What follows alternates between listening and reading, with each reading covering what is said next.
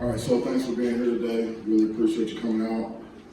We are looking forward to getting the season started Friday night in the woodshed. Really appreciate our fans and our students. You guys are preparing hard. We had a Tuesday type practice today. So we're well into our preparation for Western. So with that, I'll open up for questions.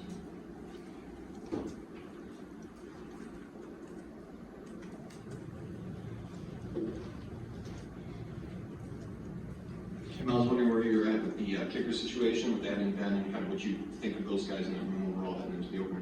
Yeah, he did a good job today at the end of practice, so we'll make a decision at some point, and I feel good about it.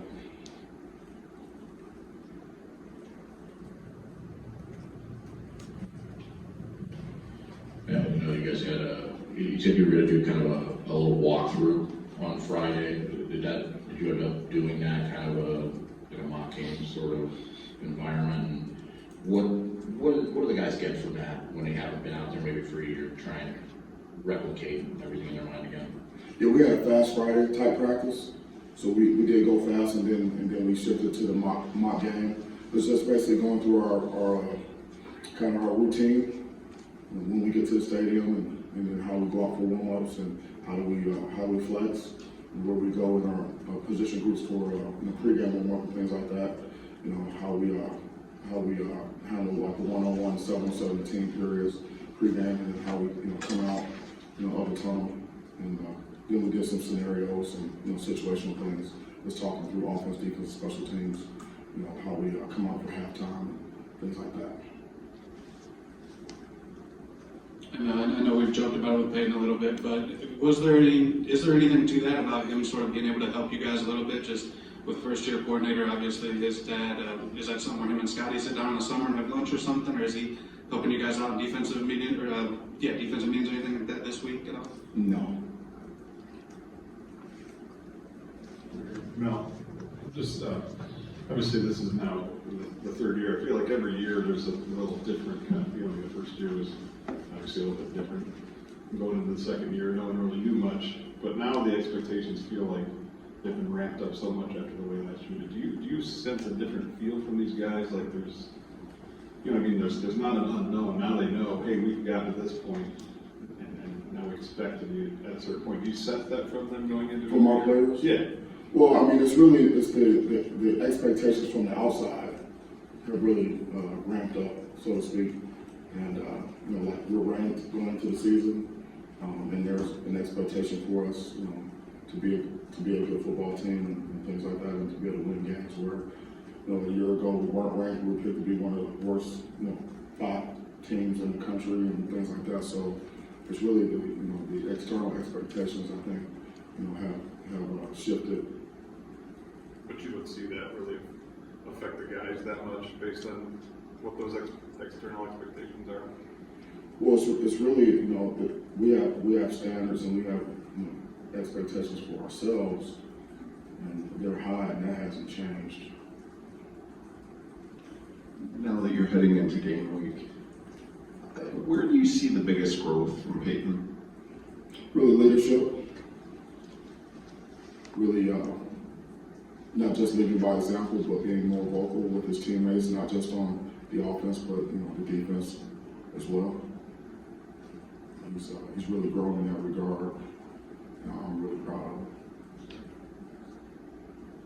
Wondering the importance of winning at home. I mean, yesterday, I think you guys put on your Twitter page something along the lines of how you guys didn't lose a game last year in the woodshed. And so how much emphasis you're putting on that this week as you head into this game against Western? Yeah, winning at home is important. We appreciate our fans. Our home, the woodshed should be an advantage for us, and it is. And it's important that we play well at home. And so we were undefeated at home a year ago. That was a goal of ours, to protect our home. And that's always going to be the goal for us, is to play well at home and to win at home every game that we play at home. Mel, who's returning kickoffs and punts for you, and do you have any reservations at all about using Jaden there with all the things he has to do on offense? We'll just have to see. We got quite a few guys that can do it. but we don't have any reservations about putting guys back there. You know, we're gonna put the best players back there to get the most production, to give us the best chance to have a chance to get the job done.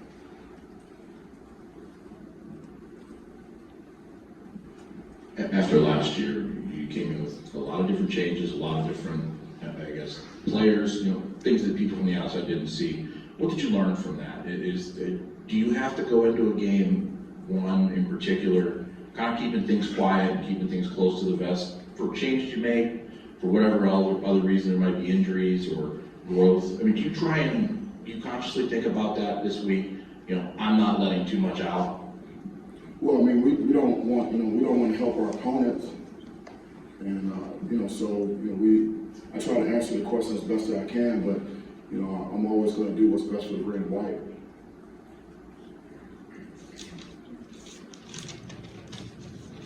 Mel, a year ago around this time, I don't think you told us directly, but you told your team, coming out of camp, going into that Northwestern game, that something along the lines of there's championship talent here, maybe not championship depth. More of the story, it seemed like you sort of had a very strong feel for what that team was, and then we saw what happened. I'm just wondering, a year later, coming out of camp, going into game one, do you have a good grasp of maybe what this team is all about or what their capabilities are and whatnot, similar to that a year ago? Yeah, right now we're just focused on stacking days.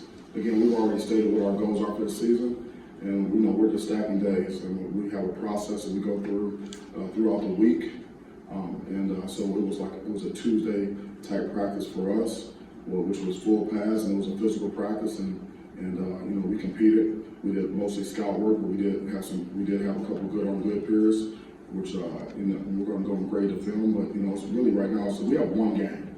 We have a one game focus. We have one game on our schedule.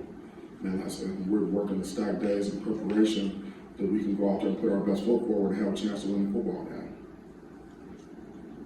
Not to tip anyone off, but you had a meal ticket in the backfield last year in Walker. Do you anticipate one of these two guys, Berger or Broussard, being the lead back, or are you comfortable with running back by committee, or where does that stand? We'll just have to see. I mean, it's going to take all of us. It's going to take the offensive line, the tight ends, the runners, the wide receivers blocking. We have a good scheme. We're about to, Paige will have to make sure we get in and out of, the right plays and things like that, and we have to play complementary football. Offense and defense and special teams working together, but we have to be able to run the ball on our terms and have balance on offense.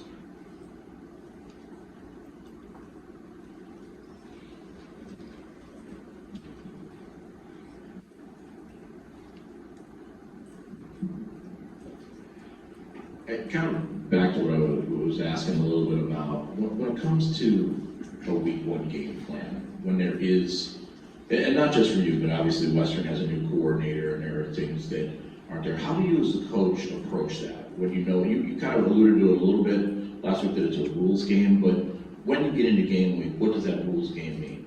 Well, we're gonna we have to practice some plays that we think they may run or that they have shown, and you got a couple of different programs that we've been studying, and so we have to pick and choose which plays we're going to run and things like that will maybe resemble what we might see in the game, but we don't know for sure what we're going to see. Did you do a lot of scouting on North Central? I mean, do you have to do that with a new Yes, you have to do that. Yeah, you have to do that, and then Western, and you have to go back years, things like that to try to get the best picture, and then you have to decide. So here are the plays we're going to present to the players to run in practice with our scout teams and things like that. But you have to coach in concepts, so because we don't know what we're going to see, from them, for sure we don't know. We're going to have to be able to adjust, and adapt during the game and do a really good job, identifying what we're seeing, have really good communication on the staff, from the box, and then communicate with the players and be able to make adjustments, to what we see out there. But when you teach in concepts, the players should be able to unwind anything that they see out there and apply the rule example, if it's a coverage, maybe there's a look that a play that we haven't seen or before. It might be something that maybe they got from another school that worked well, and they might have got from an NFL team. And so within that coverage, the coverage says if this, then you do this. There's 5 eligibles out there and things like that. You got 2x2, 3x1, empty, 2 back, 1 back, all those deals. So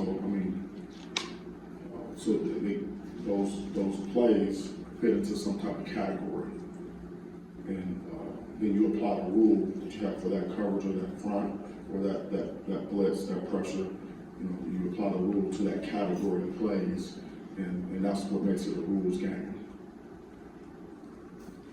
Mel, how would you best describe the build-up to this week and to Friday in terms of the energy in the building right now, and conversations that players might be having? I mean, we know the goals, you've stated the goals, but just maybe some more little things that people are talking about inside the building right now. Inside the building, yeah. So that's a great question. So we're building our fight every day. And when I talk about stacking days, we have a Monday type of practice, we have a Tuesday type practice, and we have a Wednesday type practice, then we have like a no sweat Thursday, then we have a fast Friday type practice, then we play. Every day there's a different point of emphasis. Maybe you're going first and second down, and then you move into maybe the third down, or red zone, short yardage, by day, and then you try to put it all together, at the end. And so, there's guys watching extra film, like on their own. They're watching it with each other, being very intentional with the focus on what are they studying, and maybe they're studying the players, the opponents' like mannerisms, and really studying in great detail. And so the players are talking about that amongst themselves, and so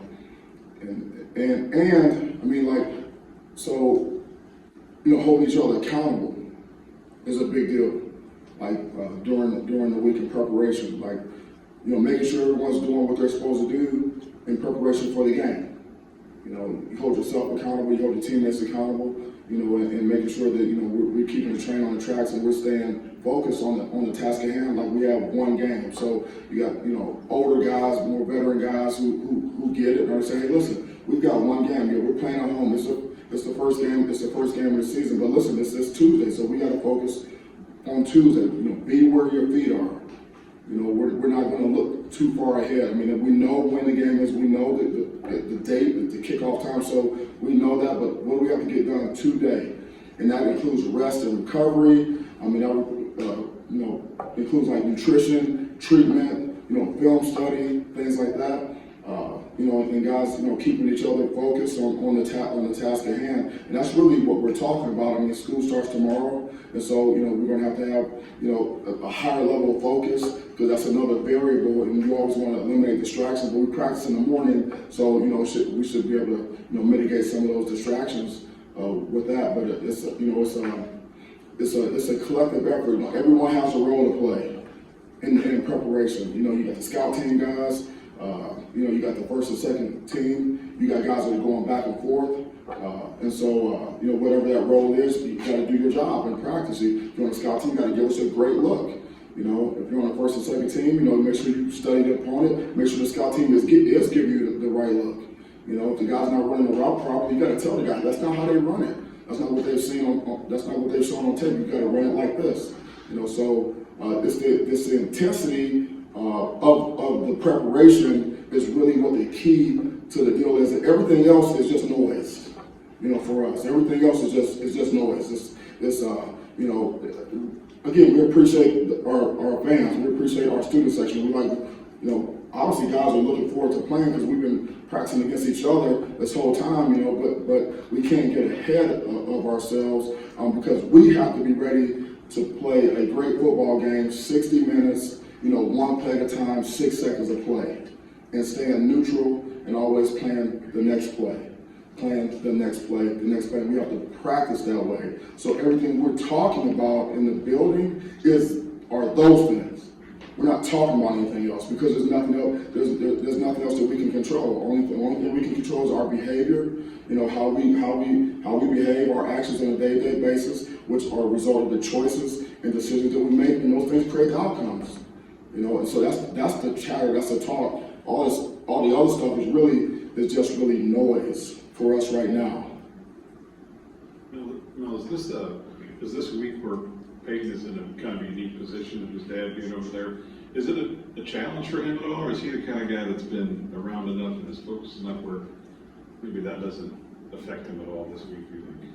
I talked to him about it yesterday. We had a long talk about it and other things. And so, you know, I don't think he's been in this situation before. So, you know, he says that it's not a distraction for him.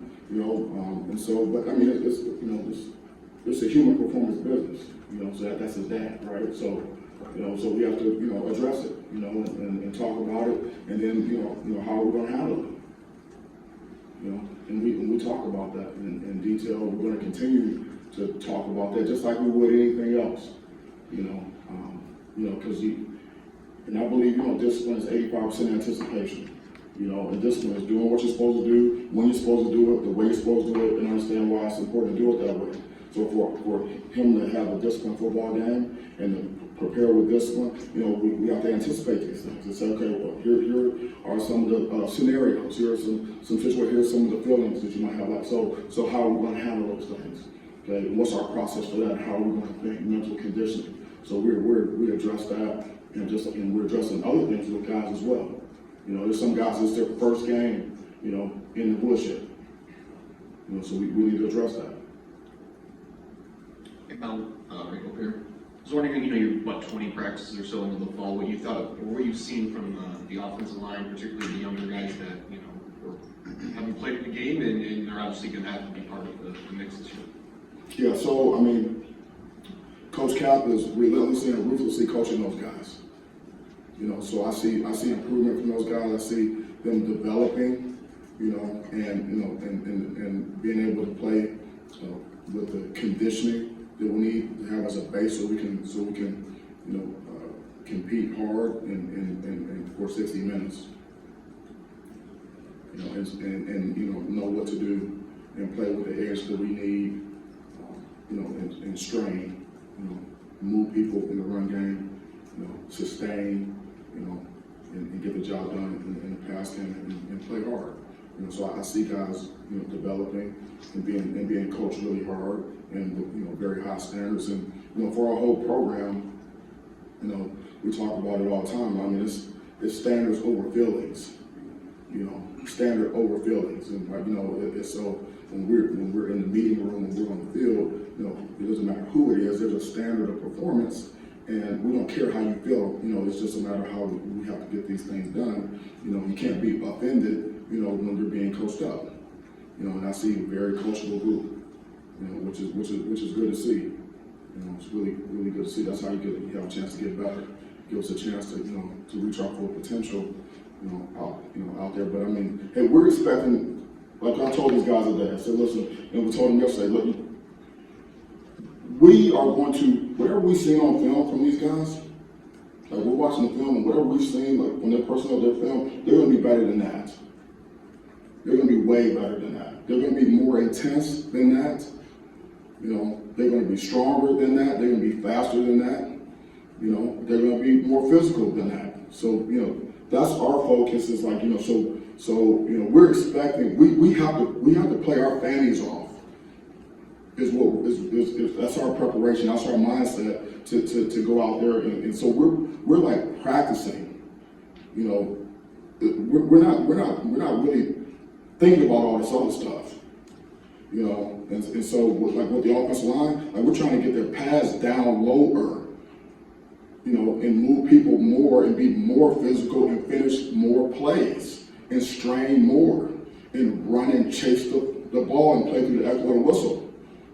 That's what we're working to get out of those guys. And if we can do that in practice, then we can do it in the game. We're trying to make our practices harder than what we anticipate the game will be, which is that's a high bar, that's a high standard. So we're really we're hunkered down there, and we're in the weeds. right now. With the growth, we've heard about the growth of Peyton Thorne. As a head coach, how reassuring is it to have a guy like that, a leader like that back, just with the experience that he does have already? You know what, you can't win if you don't have a good quarterback. And so, we're very fortunate to have him and have him back and have him as our leader. And he's grown tremendously, and he's grown into the role of a leader, and he's developed as a good player. And so that's what you need. Your quarterback has to be the number one competitor. On bar none. It can't be any discrepancy about that. And so he is that. There's no one that's going to outcompete him. And he cares. And he's leading, not just leading by example is not really leading. That's just the cost of admission. That's just doing your job. But he actually has influence over his teammates. And I trust him, and the coaches do. So to have a guy like that to be your leader and it is a good thing. It's a very good thing. If you don't have a guy like that, it makes it hard to even win any game anytime. Well, John, Mel, Richard, two-parter, I guess. In terms of game day operation, any changes this year for you with the coaches in terms of? For me? In terms of who's upstairs, who's on the sideline, things like that? Yeah, we'll have to see about that. We have a process, and there's rules about who can be on headsets and who can be up, who can be down, all that stuff. So, but there's nothing. There's no real news there. And then you talked about continuity of the staff and the importance of that earlier in camp and speed and trust, et cetera. I'm wondering, where do you think that hopefully in your mind shows up on the field when the lights come on? Well, it's important that the players don't see anything different from us than they see every day in practice. How do you think it helps you to have that continuity with the coordinators, et cetera? Well, just from an operations standpoint, guys know what their role is on game day, and what the expectations are. In terms of the communication, in our demeanor, and our behavior. Pre-game, halftime, during the game, on the sideline, how we coach our players, how we make adjustments, when do you allow the talk and when do you not, you can't have chaos on the headsets. You can't have, a guy that thinks he's Brent Musburger and he's going to commentate the game, while the game's being played and the coordinator can't make the call and can't get the down and distance, can't get the hash, can't get the person up because this guy, he's out of his mind, watching the game. Could you have a few Brent Musburgers in your time? We've all had some. We've all had our Brent Musburger moments, stuff happens, the guy's like, oh my God, look, he's wide open. We don't need that right now. Give us the down and distance, give us the hash, give us the personnel so we can make the call. Next play, Were you guilty of that too at times? No.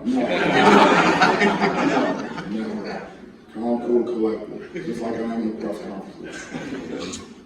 Well, Mel, man, I feel it's hard to follow this up, but I wanted to ask, a little bit about your relationship, with Scotty Davidson. I know, he came in here 2.5 years ago, real kind of odd circumstances in terms of he was the last member of your staff that you hired at the time, and I know you guys had never worked together before. So what has it been like these last 2.5 years getting to know him and working with him?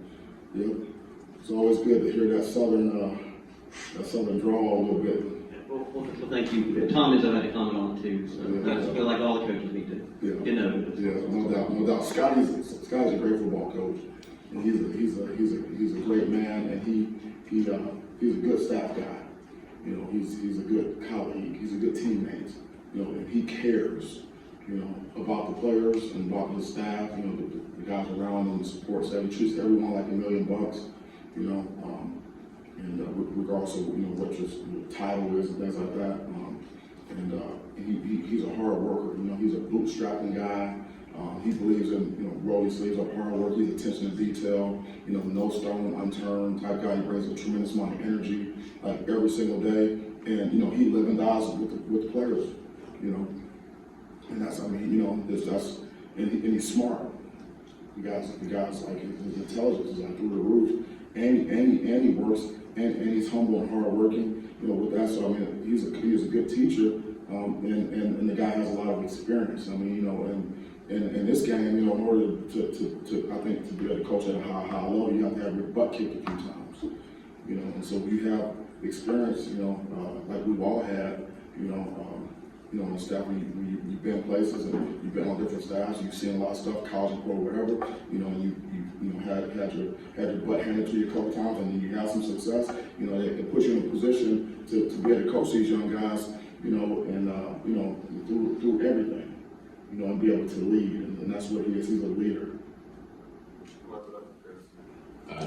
Wanted to kind of pick, you know, what you've seen about Western on tape, particularly two guys, the quarterback, Salopek, who a couple games he got in, obviously the pick game a little bit, and then also Darius Jefferson, who's been in this building and played here, what that means for maybe a mid-level team coming in to try and pull an upset. You know, I don't want to put words in their mouth. I don't know what they're thinking. You know, just my experience. But my experience tells me in games like this game has been circled on their schedule for quite some time. You know, and whatever we've seen from them on tape, they're going to be better than that. You know, and they're absolutely, their belief factor is like through the roof right now. You know, their coaching staff has those guys, you know, ready, prepared, and believing that they can come in here and beat us. You know, so that's what we're preparing for. You know, and you know, we've got coaches and we've got players, and you know, and you know, we have work to do, but you know, that's what we're anticipating. That, I mean, that's just what it's going to be. You know, so we know that, and that's why we got to stay focused on what we got to get done today.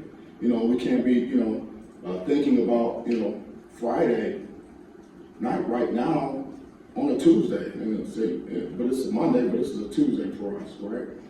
You know, but we know, and that's why we have to continue to build our fight, you know, so that we can start fast and so that we can play relentless, you know, Michigan State football for 60 minutes, you know, in the game, you know, play in and play out, you know, 6 seconds of play. Thank you so much. Thanks for coming out. We'll see you next time. Really appreciate it. Thank you.